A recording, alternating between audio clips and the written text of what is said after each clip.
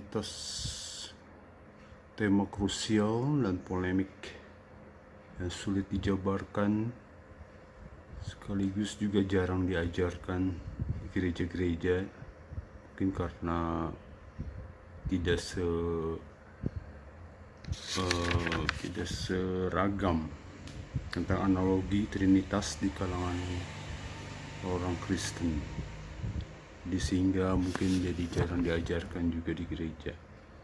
Mudah-mudahan apa yang dikatakan oleh Yesus di dalam Matius 13 ayat 4-19 mengenai benih yang jatuh di tanah kemudian diambil oleh burung gagak ini, tentang orang Kristen yang tidak paham. Bahaya tidak paham Trinitas adalah mungkin rohani kita menjadi stagnan, mundur, bahkan bisa menjadi murtad. Membicarakan Trinitas berarti membicarakan hal yang masuk akal dan juga tidak masuk di akal. Kenapa? Karena ini berhubungan dengan yang maha goib. Kenapa saya katakan bahwa Trinitas ini sangat penting? Karena dengan memahami Trinitas, maka kita dapat mengerti ucapan Yesus yang ada di Injil, ya, tentang keilahiannya dan tentang hubungannya dengan Bapa dan Roh Kudus.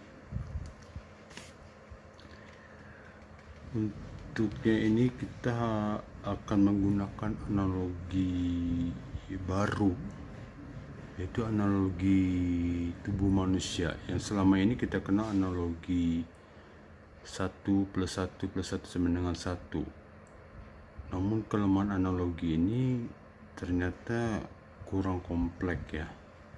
Tidak ada perbedaan di dalamnya, bukan cenderung kaku. Di sini analogi ini saya sudah merupakan hasil riset yang cukup lama dan diuji di ajang-ajang diskusi debat, ya. Ya, saya harap dengan ada analogi ini ada persepsi yang seragam di antara orang-orang Kristen sendiri mengenai pemahaman Trinitas. Kenapa saya menggunakan analogi ini? Karena mungkin salah satunya simple, ya, mudah dipahami, kompleks juga, walaupun kompleks, ya, tapi bisa dimengerti lah. Inti daripada analogi ini, intinya ya pada Trinitas ini bukan 3 Tuhan, ya, tapi 1 Tuhan dalam 3 wujud. Seperti dalam contoh ini, di mana Bapa kita analogikan sebagai kepala dan Firman kita analogikan sebagai tangan. Kepala dan tangan itu adalah tentunya 2 wujud yang berbeda, tidak sama.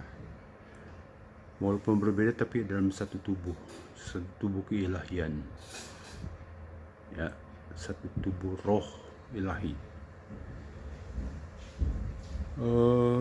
Baik kepala dan tangan itu mempunyai fungsi yang masing-masing. Jadi walaupun berbeda wujud, kedua fungsi ini saling membutuhkan satu sama lain. Baik Bapa maupun Firman saling melengkapi.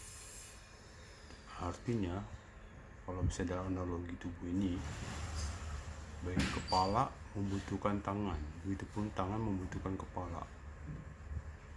Kepala tidak bisa mencipta tanpa tangan, begitu pula tangan tidak bisa berbuat apa-apa tanpa adanya kepala. Jadi pada intinya, baik Bapa maupun Firman itu semua berwujud. Kalau ditanya kenapa kok bisa begitu, ya karena Allah itu maha gaib. Jangan lihat 3 wujud, 1000 wujud pun bisa. Kalau ditanya pun dalilnya, kita bisa lihat di Bilangan 11 ayat 17. Nyatakan, saya kutip sedikit, maka aku akan turun dan berbicara dengan engkau di sana. Lalu sebagian dari roh, nah ini perlu digarisbawahi, sebagian dari roh. Bisa juga kita ambil, saya kutip dari satu kitab Quran, yaitu At-Tahrim 66 ayat 12. Di sini sebut, dan ingatlah Maryam binti Imran yang memelihara kehormatannya, maka kami tiupkan ke dalam rahimnya sebagian dari roh kami. Sama. Jadi baik di Bilangan 11 ayat 17 dan At-Tahrim 66 ayat 12 ini menyatakan ada sebagian dari roh kami.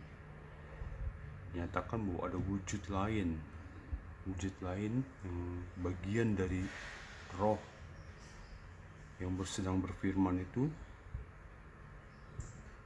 eksis, ada eksistensinya. Jadi ini dengan analogi ini mudah-mudahan kita bisa menjawab biasa pertanyaan, Tuhan kok diutus, Yesus kok panggil Tuhan, dan sebagainya. Atau contohnya di Yohanes 10:30, aku dan Bapa adalah satu. Nah, di sini satu saya perlu jelaskan bahwa satu ini adalah satu dalam roh keilahian ya, bukan dalam wujudnya. Lalu ada juga di dalam Lukas 3 ayat 22, saat Yesus dibaptis, Roh Kudus turun, ada suara Bapa. Nah itu adalah fenomena dari analogi keesaan Trinitas dalam bentuk tubuh ini. Masing-masing punya wujudnya masing-masing. Terus kalau timbul pertanyaan lagi dalam Markus 16 ayat 19, di mana Yesus duduk di sebelah kanan Allah Bapa. Apakah itu metafora atau rupiah? Di dalam satu link situs Kristen disebut bahwa itu adalah metafora, karena itu adalah cuma ungkapan Yahudi bahwa itu mengenai kuasa ya, kuasa keilahiannya. Padahal kalau kita teliti lebih dalam, ini sebenarnya bukan metafora tapi harafiah, justru harafiah. Yesus duduk di sebelah kanan Allah itu. Oke, jadi intinya firman Allah pun berwujud ya, berwujud. Kenapa wujudnya harus saya menggunakan analogi tubuh manusia? Karena Allah ini, firman Allah ini wujudnya adalah wujud manusia, sesuai dengan Kejadian 1 ayat 26, di mana dia mengambil atau membentuk tubuh manusia itu diambilnya dari gambar dan rupa kita. Nah, itu salah satu ciri ya. Oke, sampai sekian dulu. Semoga paham. Kalau ada pertanyaan silakan di komen.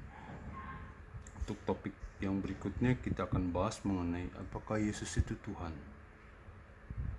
Ini penting sekali buat para orang Kristen, khususnya anak-anak muda, supaya tidak terombang-ambing oleh pengajaran-pengajaran di luar sana yang menyangkal keilahian Yesus ya. Di mana kita akan mempelajari Yesus itu Tuhan apa tidak, itu kan ada Yesus pernah bilang bahwa dia itu utusan segala macam. Nah, akan kita bahas. Oke, sekian dan terima kasih. Shalom.